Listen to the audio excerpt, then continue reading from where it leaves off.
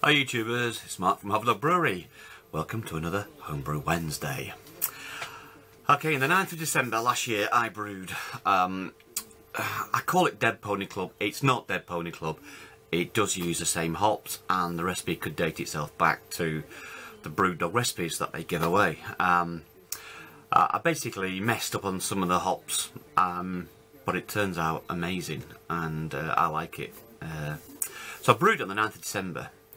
And you know when you get your cognac eggs and they're full and you sort of push them and they don't move much because it's heavy? I came in the other day and I pushed the keg and it wobbled a lot. I went, oh, that's rather empty.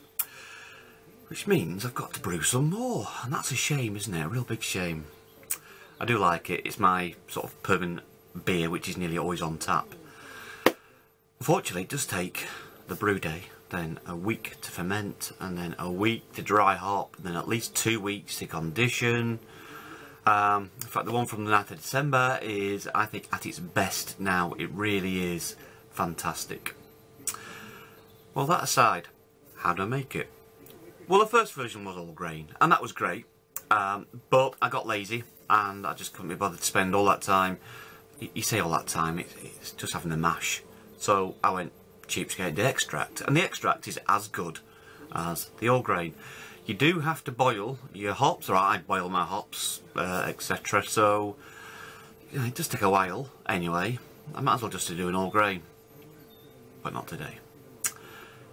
So my recipe that I made up has 3 kilograms of pale malt extract. Now I forgot to go to the brew shop, so I haven't got any in, and Mrs. Hoverdog was off yesterday and she said, well, I'll go to the brew shop. So she did, local brew shop. They are moving and the stock wasn't brilliant. So instead of having a 1.5 kilogram tin, or 2 of them, she got me this, because that's all he had. It's 1.2 kilograms. Never used Mangrove Jack's extract before, so it'll be the same. That was £7 in the UK. Tins between sort of 8 and 12, so for about the same price. Now, clearly there's less sugar for the yeasty beasties to have a good go at, so I think of brewing it short. I've got my old extract recipe. I've done 2 videos on this. Look back in my library videos and hopefully you'll find it. So I thought I'd try and change it on here and say, yeah, it's this. Then I thought, what am I doing? What am I doing here? Just don't do 23 litres of brew short.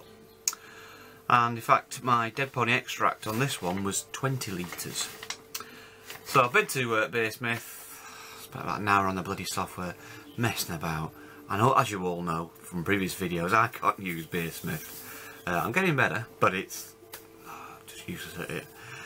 And it came at 7.4% with less extract. How does that work? Right, so I'm going to do a little brew day. I'm in the brew shed. I'm going to use that induction plate again, because what I do for this one is I just get some water, I steep some basically just crystal. It was some biscuit and crystal, but I've dropped the biscuit. It doesn't add anything to it, I don't think. So it'll just be some crystal, steep it for half an hour, 45 minutes perhaps, and then get a boil going, get the hops in. And then at the end of the boil I stick in the extract, stir it all up, make sure it's all mixed, and then throw in a Safale US-05, and that's it. So that's what I'll be doing today. So it might not be a full video, it might be really boring, it might be just like last week's, so hey, you know, stick with it. I do have the Nelson Sarvin, is that how you pronounce it? That is in the fermentation fridge, so part way through today I'm going to have to bottle that, or maybe even keg it. I might keg it. Anyway, let's crack on with this brew day.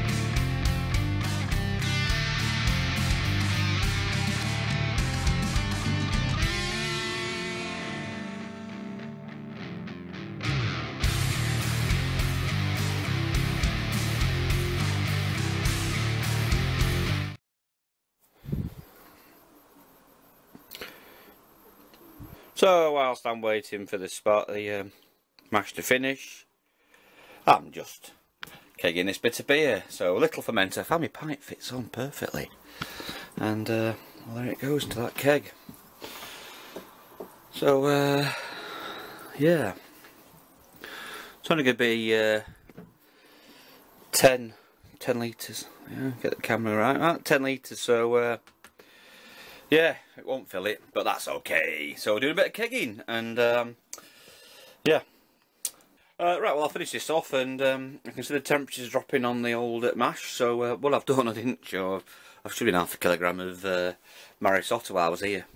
Only because I think the ABV is going to be a bit low. If it's higher, it doesn't matter, you know, just top a bit more water up to water it down. But yeah, so this has actually been on for an hour now. I just need to sparge. There'll be a batch sparge, I think, and then we'll get the boil on. Look at that. Whoa. As you can see, I've used my little tea strainer hop thing. Now there's some of the crap's going in now, so I'm going to stop that. Let's turn it off, and that's it. There'll be a bit of crap in the bottom, but there you can shit camera here, Mark. But there you go.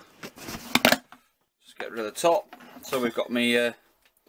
This is like the tea strainer, and the hops are in here. Dry hopping. I'll open this up and show you what it looks like, because it's brilliant when you open it up. Right, people, we're in the utility room. So this is the tea strainer. And someone asked me if this a few videos back, and I did forget to respond. Is it any good? They said, and I actually like to use it on these small batches when I've got the old small fermenter. So let me just take the top off. So this was full of Nelson Sauvin hops, and so the top just twists off slightly, and this was rusty. Got one of these. So look at that. Basically, the hops expand, and you get a lovely little. It's like a tea cake.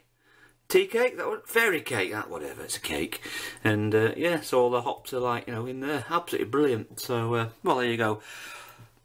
The answer is, to someone who asked, does it work? Is it any good? Well, I like it. It seems to work, and they expand and they don't go in your beer because it's got rather fine mesh. As I said, built for tea.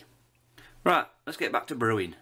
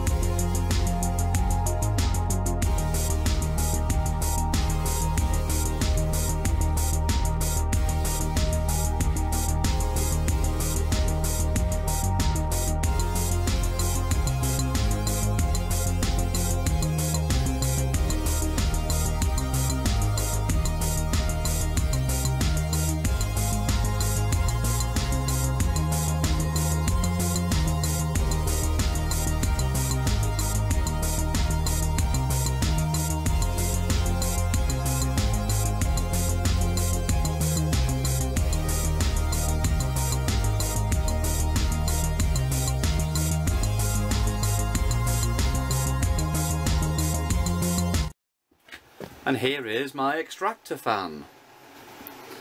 I'll just turn it off because it's noisy. Now this is out to Griffo, homebrew Griffo. Right, we can get the camera good. Mine drips. Take that one off.